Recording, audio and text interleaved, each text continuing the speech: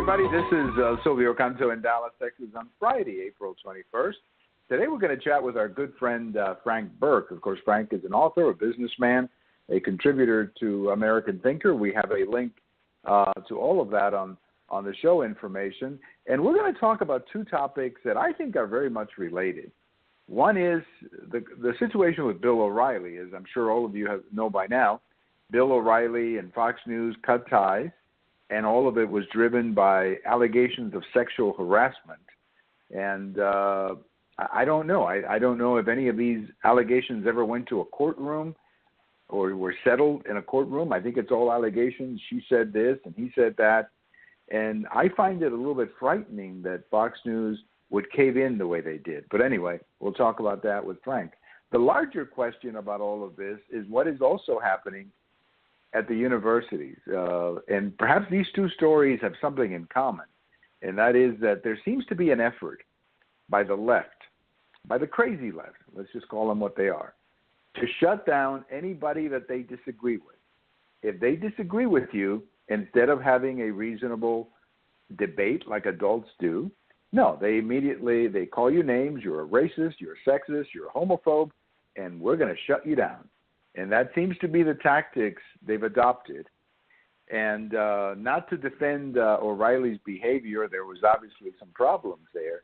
But I can think of a lot of other people whose behavior was probably worse, and nobody ever objected to them speaking anywhere or even running for office in the case of the Clintons. So we're going to get into a lot of that with our friend Frank. Let me say hello to Frank, who's probably enjoying a lot of nice weather up in Wisconsin, Frank. I bet it's really nice up there. It really is. It's in the 50s today, and the sun is out now, and it's brisk, and just a lovely day, really beautiful.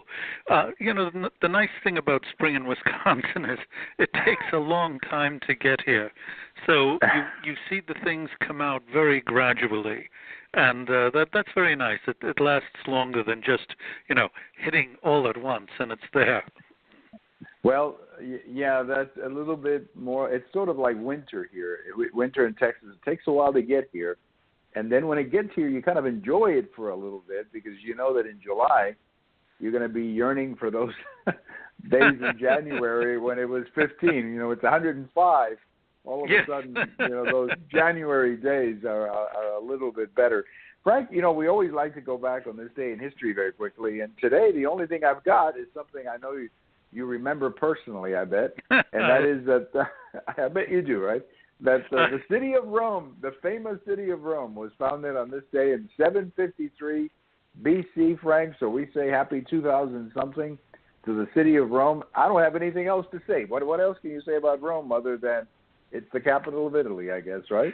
Well, as I'll tell you, there was a Latin scholar, not quite a scholar, as someone who took Latin and even went to summer school for it, had to go. I can tell you that supposedly Rome was founded by the twin brothers Romulus and Remus, who supposedly were nursed by a she-wolf. And that was a little while before they founded Rome. But that's right. And that's when the story all of a sudden went from PG to X-rated, right? I guess. Right, exactly. But anyway, happy birthday to the wonderful city of Rome. What is it? What do they say in Rome? Do as the Romans do. Isn't right. That the expression? Exactly. Yeah. I don't know what the origin of that is, Frank. Do you have any idea? What, the Romulus and Remus? No. The when origin in Rome. of the yeah, that I've heard that know. actually. Yeah, I heard it in a Dean Martin song, and maybe we credit that great philosopher Dean Martin for that one. But that's entirely possible. Yeah, we'll give Dean Martin the credit for that one because it's on that song of his "Evening in Roma," which was not a big hit, but it was a pretty big hit. Well, we got a lot of serious stuff to get into, Frank, and I thought about you because obviously you are a man of opinions. You also know a great deal about advertising and how that works and how agencies work and all of that from your background. And I want to talk about O'Reilly first because, I got a little post over at the American Thinker today where I say that I'm going to miss O'Reilly. I'm one of those who actually thought, I'm not alone, there's like 4 million of us, who actually like that show. I thought I don't always agree with O'Reilly. Let me put it very bluntly up front. There's a lot of times I would watch his talking points and say, "No, Bill, I disagree with you on that one." But I always felt that the show was informative. I always felt that there was balance in the segment, that he would bring people from both sides and they would argue. And frankly, Frank, I always felt that, that I was just a little bit more informed after the show than I was before. And I'm very sorry to see him go, especially when it's apparently these allegations of sexual harassment. And let me say very quickly, Frank, that sexual harassment is a bad thing, but unfortunately it's become very politicized. And now it's to the point where we target people with sexual harassment. I mean, the idea of sexual harassment is to stop. I'm getting a little long-winded here, but let me just finish this for a second. The idea of sexual harassment is to stop men who obviously engage in it. But now it's very selective. We target conservatives primarily. And I think it's gotten so politicized, Frank, that whenever I hear anybody accused of sexual harassment, I just say, okay, let me sit back and hear it, and let's go to a courtroom, because just because you accuse somebody of sexual harassment, it means nothing, Frank. So that's kind of my statement there about O'Reilly.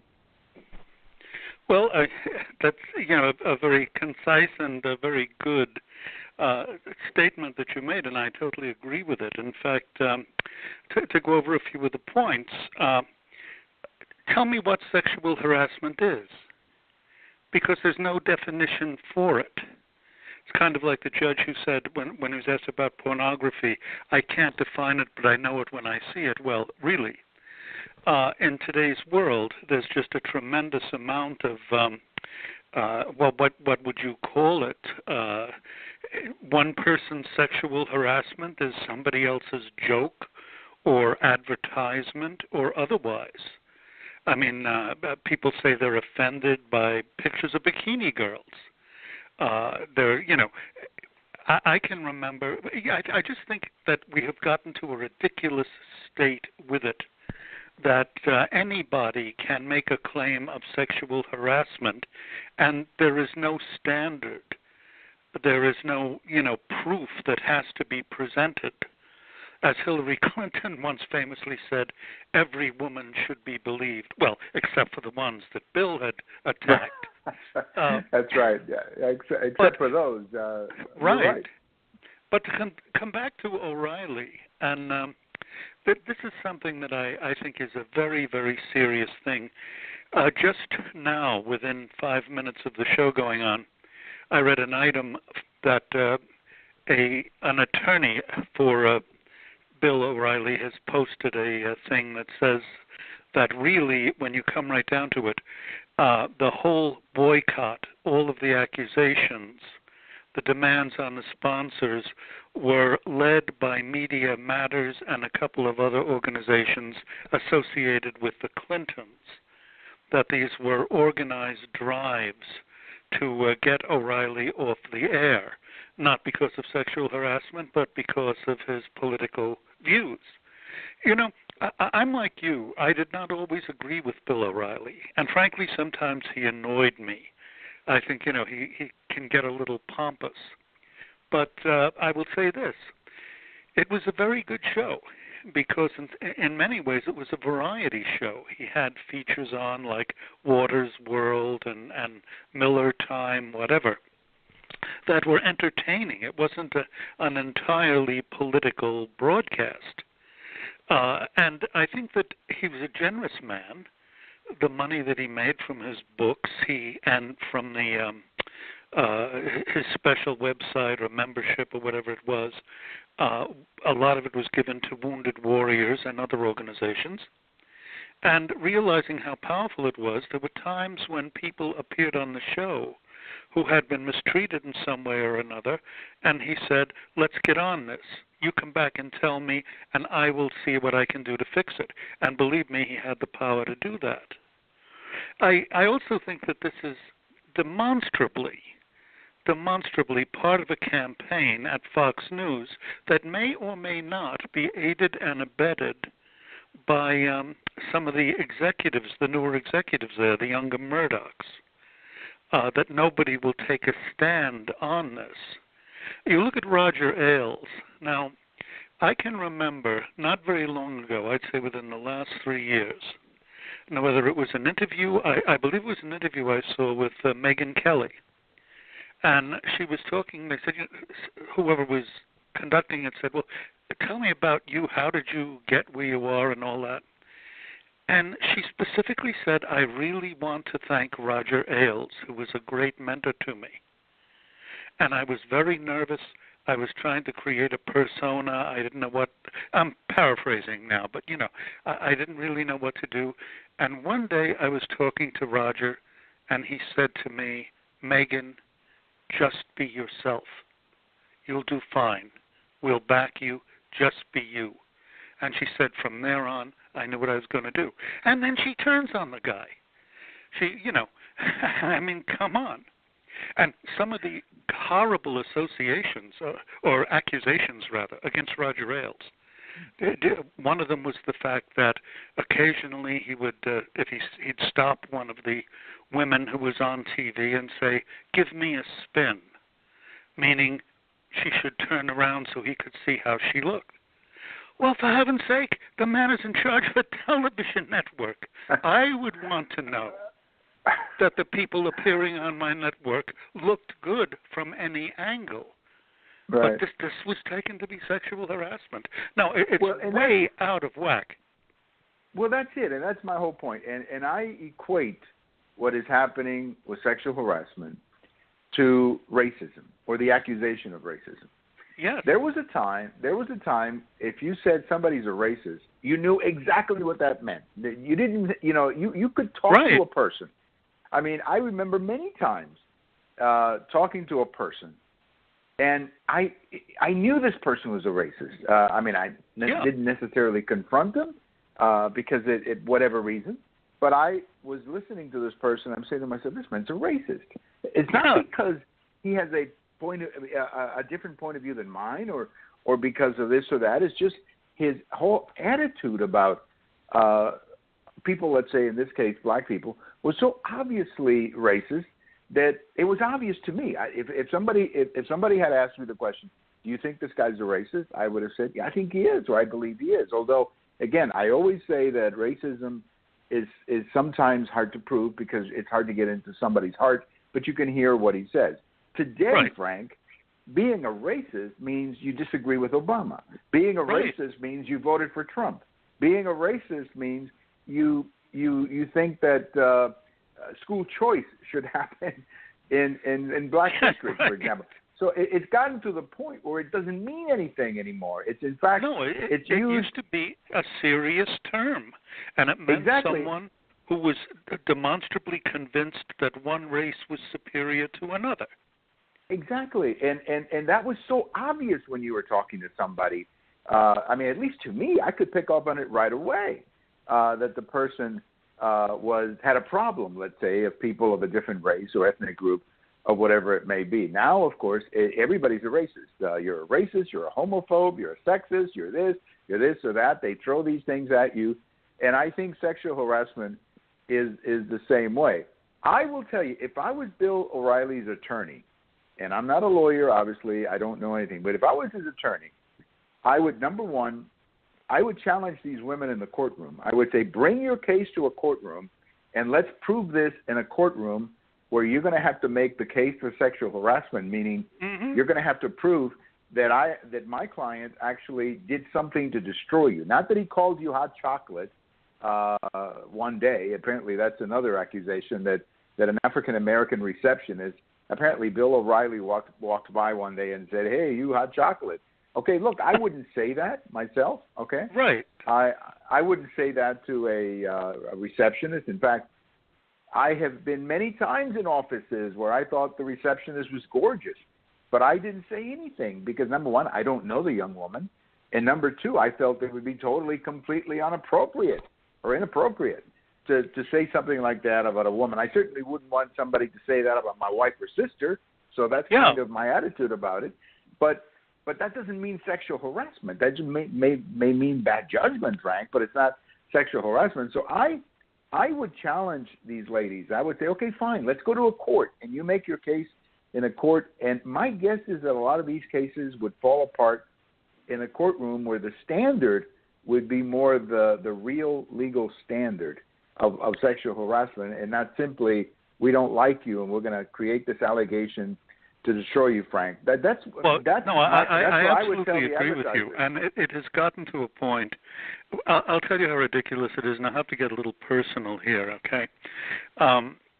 When I was a kid, one of the major influences in my life, I may have mentioned her, was my great aunt, Aunt Maggie, who was born in 1875. And she had been a school teacher, never married. She was like my grandmother, but she kind of raised me like a Victorian. And there were many things she taught me, some kind of laughable and others kind of serious. A gentleman always holds the door for a lady. A gentleman always helps a lady off and on with her coat and holds her chair. Always, if you're in a house with women, always put the toilet seat down when you have finished. One of them was always walk on the outside when you're walking with a lady on the street. And I later found out what that came from. It came from the time when the streets were mud and the horses and carriages going by were liable to spray the water and the mud onto you on the sidewalk. So the guy walks on the outside to protect the woman from the mud flows. But also, always say something nice to someone if they deserve it, whatever. So years ago, I was back in the 80s. I was working in an ad agency, and there was a woman in the ad agency, maybe a little younger than I am, about my age maybe, and she and her husband were members of a ultra-religious group, and they always kind of dressed down. They were nice people. I had, talked to them in the course of business. We weren't close friends. But this one day, it's right within a week of Christmas, and she had to drop something off in my office, and she came in, and she's wearing this beautiful red dress. And I looked at her and I said, wow, that's a beautiful dress. And it really was. That's all I said. And she looked at me like I had propositioned her. And, I'm sure that today in this supercharged atmosphere, she was, he sexually harassed me. No, I didn't. I wanted to pay her a compliment. So, exactly. Yeah, no, but I think we've all had stories. I mean, I've not one exactly like yours, but I think we've all at one time or another said something. More out of, not necessarily because of sexual harassment, just because of my own upbringing, I tended not to say anything that could be inappropriate to a woman, because I never thought how it could be understood or misunderstood. Now, I may say something like, "You look nice today. Congratulations, you look great." I mean, that's what, within boundaries. If anybody takes that personally, then my goodness, they need to get a life. But I think in the case of OReilly, I want to get to a point though where I think you could probably help us a little bit understand, because part of what they did with OReilly, and they were very clever about it, is that they went after the advertisers, and apparently, from what we're learning, this was all rather well organized. And it is, for example, I am one of the advertisers that pulled out was Mercedes-Benz. Now, I don't drive one, probably would never do. Has nothing to do with OReilly. It's not the kind of car that I would buy. Even if I had the money, I'd buy something else. But anyway, I would love to ask somebody at Mercedes-Benz how many people came by their dealerships in the last 30 days and said, "We're not going to buy a car from you because you advertise in the OReilly factor." I bet you couldn't find two examples of that in the hundreds of dealerships that Mercedes-Benz has in the United States. So what exactly, where was this backlash against the advertisers? And from what I understand, again, you worked in advertising. How likely is it that a bunch of advertisers would do this on their own? There has to be somebody coaching them, Frank. Well, here's the thing. Here's the thing, Silvio. if you are a company that is, let's say, family-owned or under close ownership, and I'll give you a good example of it. That's two good examples, Chick-fil-A and Hobby Lobby. Then you will be prepared to stand up for what you believe in. You can do that. When you're in these big companies, there's a total atmosphere of fear, and I have seen it, and if there's an organized letter writing campaign, as there was from this Media Matters and some other groups, where people are threatening to expose them as women-hating racist groups, somebody somewhere is going to get scared. And then they're going to say, oh, my God, we can't do that. We have to get out of this, that this could hurt our reputation. Well, no, it wouldn't. But you're not dealing with reason. You're dealing with with a fear mentality. You're dealing with second rate. I have worked with small companies, and I've worked with some very big ones. And I learned something about some of the big companies. And that's that many, not all, but many big companies are filled with second and third rate people. And the reason they're attracted to the big companies is the fact that that's where they take their identity. Well, I'm a part of this company.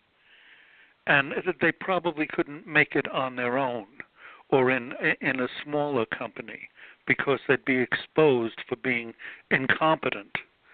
But it's an identity thing. Right. And the fear aspect is just ridiculous. Well, and very often, and this is my experience with human resources departments as a recruiter and in my experience in corporate life, very often human resources departments are politically correct for the fears that you just said. They're afraid of everything. They're afraid of a lawsuit. I mean, they dream lawsuits. And I think that I can imagine somebody going to Mercedes-Benz or whatever and saying, we got 10,000 names and all these other, and then they said, okay, I guess we have to go along, don't we? When in fact, I don't think that any of these companies can show any economic loss from having been advertising on the O'Reilly factor. I mean, I bet you that if you went through all of them, that they would not be able to prove that there was any impact or that any customer made a decision one way or the other based on the advertising on the O'Reilly factor. In fact, I'll just give you a quick example, and then we'll go to censorship. There's a dealership here in town in North Texas that had supported, this is when my sons were in high school, had supported our sports a great deal. They were like the community Ford dealer, and they were just fabulous with our high school. They would really go out of their way to support our high school, and for some of the different events, they would provide cars and all of that for the parade or whatever. And, I bought a car there. I bought 3 cars there over the last 15 years for precisely that reason, because they were very supportive of the community, not because they advertised on this show or that show, simply because I felt like paying back the ownership of that dealership for their support of high school sports where my sons went. But that is, I think, more typical, it seems to me, than me saying, well, gee, I'm not going to buy a Mercedes-Benz because you advertise on the O'Reilly factor, or I'm not going to buy cornflakes because you advertise. I mean, I just don't see that really happening, Frank, in the real world. I just don't think people make decisions like that. Let me take a quick break, Frank, and then when we come back, we'll continue our conversation. And I really want to get into this whole issue of censorship and how conservatives are being censored in our universities. We'll be right back.